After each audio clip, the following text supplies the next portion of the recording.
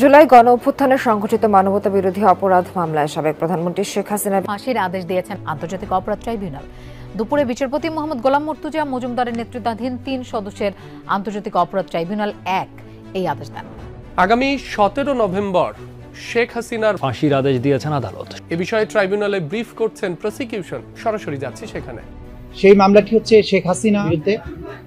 তাদের বিরুদ্ধে গত জুলাই এবং আগস্টে ২০২৪ সালে বাংলাদেশে সংগঠিত যে ম্যাসাকার এবং মানবতা বিরোধী অপরাধ, সেই অপরাধের দায়ে তাদের বিরুদ্ধে এই মামলাটি করা হয়েছিল। মাননীয় আদালত আগামী ১৭ নভেম্বর সোমবার দিন নির্ধারিত করেছেন। বৈষম্য বিরোধী ছাত্র আন্দোলনের সময় বহু মানুষের প্রাণহানির ঘটনায় কার্যত দোষ স্বীকার করলেন বাংলাদেশের ক্ষমতাচ্যুত প্রধানমন্ত্রী তথা আওয়ামী লীগের সভানেত্রী শেখ হাসিনা। শেখ হাসিনা অভ্যুত্থানে প্রাণহানির ঘটনায় দোষ স্বীকার করেছেন। শুক্রবার রাজনৈতিক নেতৃত্ব দায়ী বাংলাদেশে ছাত্র আন্দোলন পর্বে হত্যাকাণ্ডের জন্য প্রথমবার দোষ স্বীকার করলেন।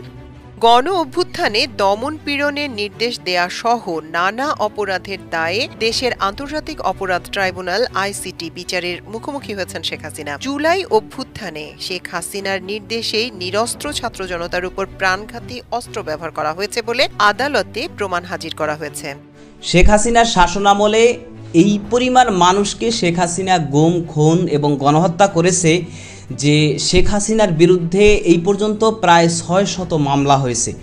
আর যেই ৬০০ মামলার মধ্যে প্রায় ৩০০ মামলা হচ্ছে হত্যা মামলা। আর প্রত্যেকটা হত্যা মামলার শাস্তি হচ্ছে ফাঁসির শাস্তি।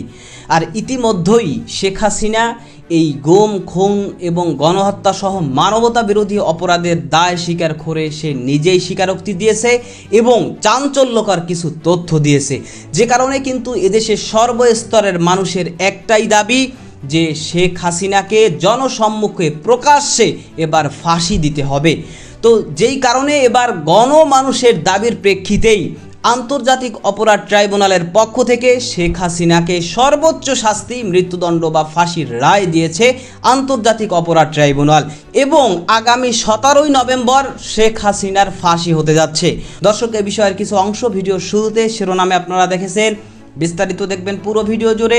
এই বিষয়গুলো দেখার পূর্বে আপনাদের একটা অনুরোধ করব, যারা আমাদের চ্যানেলে নতুন আসছেন চ্যানেলটি সাবস্ক্রাইব করে অল ক্লিক করে বেল আইকনটি চালু করে দিবেন। দর্শক, চলুন আমরা দেখব যে এবার গণহত্যার মামলায় শেখ হাসিনার বিরুদ্ধে আন্তর্জাতিক অপরাধ ট্রাইব্যুনালের পক্ষ থেকে গণহত্যা বা ফাঁসির রায় দিয়েছে আন্তর্জাতিক অপরাধ ট্রাইব্যুনাল এবং যেই কারণে আগামী ১৭ নভেম্বর শেখ হাসিনার জনসম্মুখে মৃত্যুদণ্ড বা ফাঁসি হতে যাচ্ছে। সেটা আমরা দেখব। সেটা দেখার পূর্বে চলুন প্রথমে আমরা একটু দেখে আসি যে শেখ হাসিনা এই গুম, খুন এবং গণহত্যা সহ মানবতা বিরোধী অপরাধের দায় স্বীকার করে যে স্বীকারোক্তি দিয়েছে এবং চাঞ্চল্যকর যে তথ্য দিয়েছে সেটা আমরা প্রথমে কিছু অংশ দেখে এরপর ওই বিষয়টা দেখব। ধৈর্য ধরে একটা লাইক দিয়ে ভিডিওটি শেষ পর্যন্ত দেখতে থাকুন। ছাত্র জনতার অভ্যুত্থানে নৃশংসতার দায় আইন শৃঙ্খলা বাহিনীর উপর চাপিয়েছেন ক্ষমতাচ্যুত সাবেক প্রধানমন্ত্রী শেখ হাসিনা। শুক্রবার হিন্দুস্তান টাইমসে প্রকাশিত এক সাক্ষাৎকারে তিনি অভ্যুত্থানকে সহিংসতা হিসেবে অভিহিত করে বলেন, সহিংসতা মোকাবেলায় আইন প্রয়োগকারী সংস্থার কিছু সদস্যের অবশ্যই ভুল ছিল।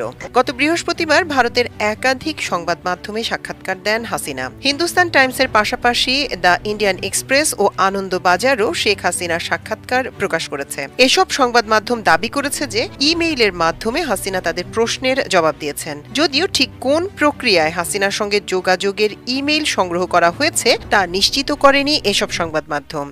আনন্দবাজার দাবি করেছে শেখ হাসিনা অভ্যুত্থানে প্রাণহানির ঘটনায় দোষ স্বীকার করেছেন। শুক্রবার রাজনৈতিক নেতৃত্ব দায়ী বাংলাদেশে ছাত্র আন্দোলন পর্বে হত্যাকাণ্ডের জন্য প্রথমবার দোষ স্বীকার করলেন হাসিনা শিরোনামে খবর প্রকাশ করেছে সংবাদ মাধ্যমটি। সেখানে বলা হয়, গণবিক্ষোভের জেরে ক্ষমতা হারানোর ১৫ মাস পর প্রথমবার সংবাদ মাধ্যমের মুখোমুখি হয়ে দায় এড়িয়েছিলেন তিনি। কিন্তু এবার বৈষম্য বিরোধী ছাত্র আন্দোলনের সময় বহু মানুষের প্রাণহানির ঘটনায় কার্যত দোষ স্বীকার করলেন বাংলাদেশের ক্ষমতাচ্যুত প্রধানমন্ত্রী তথা আওয়ামী লীগের সভানেত্রী শেখ হাসিনা।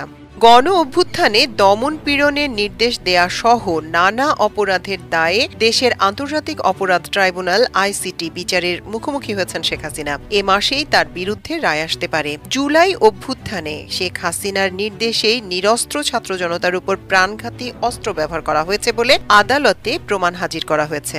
জাতিসংঘের তথ্য মতে 2024 সালে 36 দিনের আন্দোলনে অন্তত 1400 মানুষ নিহত হয়েছেন। এ সংক্রান্ত এক প্রশ্নের জবাবে হাসিনা দাবি করেন, নিরাপত্তা বাহিনীর পদক্ষেপে যে মর্মান্তিক প্রাণহানি ঘটেছে তাতে আমি ব্যক্তিগতভাবে জড়িত ছিলাম এমন অভিযোগ সম্পূর্ণ ভিত্তিহীন। এই অভিযোগগুলো আনা হয়েছে একটি অনির্বাচিত সরকারের মাধ্যমে, যারা তাদের প্রধান রাজনৈতিক প্রতিপক্ষকে চুপ করিয়ে দিতে বদ্ধপরিকর। মাঠ পর্যায়ে নিরাপত্তা বাহিনীর কাজকে সরাসরি সরকারের নির্দেশ বলে ব্যাখ্যা করাটাও একটি গুরুতর ভুল ব্যাখ্যা। হাসিনা বলেন, সহিংসতা মোকাবেলায় আইন প্রয়োগকারী বাহিনীর কিছু সদস্যের পক্ষ থেকে অবশ্যই ভুল হয়েছিল, কিন্তু আমি প্রধানমন্ত্রীর কার্যালয় থেকে মিনিট টু মিনিট কৌশলগত নির্দেশ দিচ্ছিলাম এমন দাবি নিরাপত্তা বাহিনীর কাজের পদ্ধতি সম্পর্কে মৌলিকভাবে ভুল বুঝাবুঝিকেই নির্দেশ করে। আমি পুনরায় বলছি, আমি কখনোই জনতার উপর গুলি চালাতে নিরাপত্তা বাহিনীকে অনুমতি দেইনি। তিনি আরও বলেন, গত গ্রীষ্মের বিক্ষোভে প্রতিটি প্রাণের ক্ষতিতে আমি গভীরভাবে অনুতপ্ত। তখন ঢাকার আইনশৃঙ্খলা পরিস্থিতি ভেঙে পড়ে এবং সহিংস হয়ে ওঠে। আমাদের পদক্ষেপের উদ্দেশ্য ছিল প্রাণহানি কমানোর পাশাপাশি সংবিধান রক্ষা করা। অন্তর্বর্তী সরকারের আওয়ামী লীগের কার্যক্রম নিষিদ্ধ করা প্রসঙ্গে এক প্রশ্নের জবাবে হাসিনা দাবি করেন, তার দল কখনো অবৈধভাবে ক্ষমতা দখল করেনি। দেশের সবচেয়ে পুরনো এবং জনপ্রিয় দলটিকে যদি অংশগ্রহণে বাধা দেয়া হয় তাহলে গণতন্ত্রের কোনো আশা থাকে না। এই নিষেধাজ্ঞা বাংলাদেশের সংবিধান এবং 17 কোটি মানুষের মৌলিক গণতান্ত্রিক অধিকার লঙ্ঘনের শামিল। এই নিষেধাজ্ঞা বহাল থাকলে কোটি কোটি সাধারণ বাংলাদেশি ভোটাধিকার থেকে বঞ্চিত হবেন।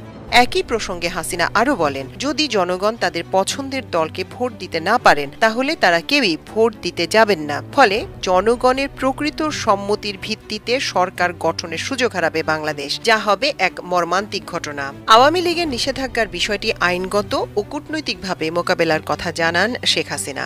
আপনারা জানেন যে আজকে আইসিটিবিডি কেস নাম্বার 2/2024 সেই মামলাটির আজকে একটা নির্ধারিত তারিখ ছিল। সেই মামলাটি হচ্ছে শেখ হাসিনা, আসাদুজ্জামান খান কামাল এবং চৌধুরী আব্দুল আল মামুন, 3 জন আসামির বিরুদ্ধে। তাদের বিরুদ্ধে গত জুলাই এবং আগস্টে 2024 সালের বাংলাদেশের সংগঠিত যে ম্যাসাকার এবং মানবতা বিরোধী অপরাধ, সেই অপরাধের দায়ে তাদের বিরুদ্ধে এই মামলাটি করা হয়েছিল। দীর্ঘ পথ পরিক্রমা শেষে, সাক্ষ্য গ্রহণ শেষে, উভয় পক্ষের যুক্তিতর্ক শেষে সেই মামলাটি এখন রায়ের জন্য প্রস্তুত হয়েছে। আজকে মাননীয় আদালত এই মামলাটির রায় ঘোষণার জন্য আগামী 17 নভেম্বর সোমবার দিন নির্ধারিত করেছেন।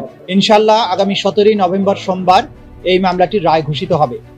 এই মামলাটি চূড়ান্ত পর্বে আসার পেছনে আমাদের প্রসিকিউশনের যে সমস্ত সদস্যবৃন্দ অক্লান্ত পরিশ্রম করেছেন, তাদের প্রতি আমাদের তদন্ত সংস্থার যে সমস্ত তদন্তকারী কর্মকর্তাবৃন্দ তারা অক্লান্ত পরিশ্রম করেছেন এটাকে একটা যথাযথ প্রক্রিয়ার মধ্যে নিয়ে আসার জন্য, তাদের প্রতি ভিকটিম পরিবার, সাক্ষী যারা দিয়েছেন, যারা নেপথ্যে কাজ করেছেন, সর্বোপরি বাংলাদেশের সাধারণ মানুষ যারা এই বিচার প্রক্রিয়ায় আমাদেরকে পেছনে থেকে সমর্থন করেছেন, সাহস জুগিয়েছেন, তথ্য দিয়েছেন এবং ধৈর্য ধরে আজকে এই মামলাটিকে রায়ের পর্যায় পর্যন্ত নিয়ে আসার ব্যাপারে ভূমিকা পালন করছেন, সেই গোটা জাতির প্রতি প্রসিকিউশনের পক্ষ থেকে আমাদের গভীর কৃতজ্ঞতা, শ্রদ্ধা এবং ভালোবাসা জানাচ্ছি।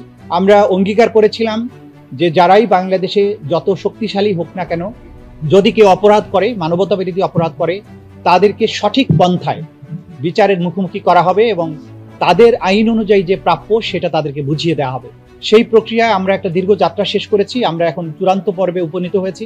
আশা করছি ইনশাআল্লাহ 17 নভেম্বর আদালত তার সুবিবেচনা, তার প্রজ্ঞা প্রয়োগ করবেন এবং এই জাতির যে বিচারের জন্য আকাঙ্ক্ষা, যে তৃষ্ণা, সেটার প্রতি তারা সুবিচার করবেন এবং একটি সঠিক রায়ের মাধ্যমে বাংলাদেশে সংগঠিত মানবতা বিরোধী অপরাধের একটা ইতি ঘটাবেন এবং ভবিষ্যতের জন্য এই রায়টি ইনশাআল্লাহ দৃষ্টান্ত হয়ে থাকবে তেমন একটি রায় আমরা প্রত্যাশা করছি। আমরা সর্বোচ্চ শাস্তি আদালতের কাছে প্রেয়ার করেছি, আদালত তার সুবিবেচনা প্রয়োগ করবেন এবং আমাদের পক্ষ থেকে প্রেয়ার হচ্ছে যে এই অপরাধের দায়ে আসামিদের জন্য সর্বোচ্চ সাজা দেয়া হয়। সরাসরি যদি কেউ বিচার প্রক্রিয়াকে বানচালের জন্য কোনো হুমকি দেন, কোনো কার্যক্রম করেন, ডেফিনেটলি সেটা আদালতের প্রতি, আদালতের প্রসেস, আদালতের প্রক্রিয়াকে বাধাগ্রস্ত করার শামিল হবে। তো বাইরে তারপরেও সবকিছুর ব্যাপারে আমরা আমাদের নাক গলাতে চাই না। আমরা আমাদের বিচার প্রক্রিয়ার মধ্য দিয়ে, আইনের প্রক্রিয়ার মধ্য দিয়ে চলতে চাই।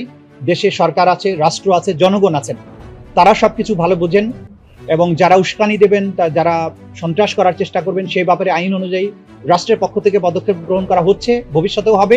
আর যে জাতি ঐক্যবদ্ধ থাকে, জনগণ যখন জেগে থাকে, সেই দেশের ভাগ্য নিয়ে সেই দেশে নৈরাজ্য করার সাহস শক্তি কারোরই কোনোদিন ছিল না, হবেও না। আমরা বাংলাদেশের জনগণের দেশপ্রেম, তাদের প্রজ্ঞা, তাদের ভালোবাসার প্রতি শ্রদ্ধাশীল, দেশের সরকারের বিভিন্ন সংস্থা বাহিনীর প্রতি আমাদের আস্থা আছে। আমরা আশা করি যা কিছু বিচ্ছিন্নভাবে ঘটছে সেগুলো কোনোই প্রভাব কোনো জায়গায় পড়বে না এবং সবকিছু স্মুথলি হবে, বাংলাদেশ সামনে এগিয়ে যাবে। তারা যা খুশি প্রশ্নবিদ্ধ করার চেষ্টা করতে পারেন। এই বিচার আমরা যে প্রক্রিয়ার মধ্য দিয়ে এসেছি সেটা ট্রান্সপারেন্ট ছিল, আপনারা সবাই তার প্রত্যক্ষ সাক্ষী। এখানে অকাট্য প্রমাণ, শক্তিশালী সাক্ষ্য প্রমাণ সবকিছু তুলে ধরা হয়েছে, জাতির সামনে এই বিচার হয়েছে, আইনজীবী নিয়োগ দেওয়া হয়েছে, দুনিয়ার সামনে ক্রিস্টাল ক্লিয়ার ভাবে উপস্থাপন করা হয়েছে। সুতরাং তারা যত খুশি প্রশ্ন করতে পারেন, আইন তার নিজস্ব গতিতে চলবে, ন্যায় বিচার তার নিজস্ব গতিতেই চলবে।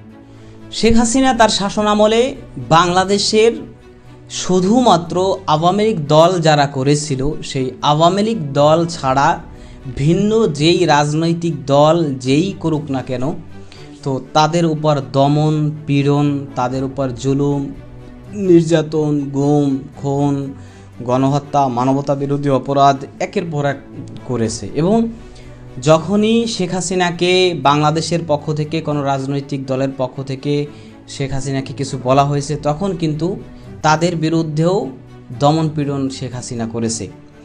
এমনকি আন্তর্জাতিক মহল থেকেও যখন শেখ হাসিনার বিরুদ্ধে কিছু বলা হয়েছে, বা বাংলাদেশে শেখ হাসিনা তার শাসনামলে যে গুম খুন গণহত্যা সহ মানবতা বিরোধী যে অপরাধ শেখ হাসিনা করেছে, তো এই বিষয়গুলো যখন আন্তর্জাতিক মহল থেকে বলেছে, তখন কিন্তু কোনোভাবেই বিন্দুমাত্র আমলে নেয়নি শেখ হাসিনা। যে কারণে কিন্তু সে একের পর এক মানুষকে গুম করেছে, খুন করেছে, তারপরে মানবতা বিরোধী অপরাধ করেছে, জুলুম নির্যাতন করেছে, মামলা হামলা বিভিন্ন রকমের ক্র্যাকডাউন করেছে, জুলুম নির্যাতন করেছে এদেশের লক্ষ কোটি মানুষের উপরে। এবং এগুলো করে সে সর্বশেষ জুলাই অভ্যুত্থানে যখন এদেশের সর্বস্তরের মানুষ এক পক্ষে ঝাঁপিয়ে পড়েছে শেখ হাসিনার বিরুদ্ধে, তো তখনও কিন্তু শেখ হাসিনার পক্ষ থেকেই নির্দেশ দিয়েই কিন্তু এদেশের হাজার হাজার মানুষকে নিহত করে ফেলা হয়েছে। সুতরাং যে কারণে শেখ হাসিনা দেশ ছেড়ে ভারতে পালিয়ে যাওয়ার পরেও কিন্তু শেখ হাসিনার বিরুদ্ধে শত শত মামলা দায়ের করা হয়েছে। এবং যেই মামলাগুলোর মধ্যে প্রায় 300 মামলা হচ্ছে হত্যা মামলা। 300 মামলা হচ্ছে হত্যা মামলা। ইতিহাসে এর আগে কোনো প্রধানমন্ত্রী, বাংলাদেশের ইতিহাসে আগে কোনো প্রধানমন্ত্রীর বিরুদ্ধে এই পরিমাণ মামলা, এই পরিমাণ হত্যা মামলা কখনো আজ পর্যন্ত হয়নি। এটা বাংলাদেশের ইতিহাসে একটা ইতিহাস। সুতরাং এখনও তারা সেদেশে বসেই ষড়যন্ত্রের জাল বুনতেছে এবং সেদেশে বসেই তারা ষড়যন্ত্রে মেতে উঠেছে। এবং তারা কিন্তু কখনো লকডাউন, কখনো ক্র্যাকডাউন, কখনো বিভিন্নভাবে তারা একের পর এক কিন্তু নাশকতা এদেশে বিভিন্ন জায়গায় শুরু করেছে। সুতরাং এই যে দেশের বিভিন্ন জায়গায় তারা নাশকতা শুরু করেছে, তো এই নাশকতা করে তারা প্রমাণ করতে চাচ্ছে যে তাদের মধ্যে কোনো ধরনের কোনো পরিবর্তন হয়নি এবং তাদের মধ্যে কোনো পরিবর্তন হবেও না।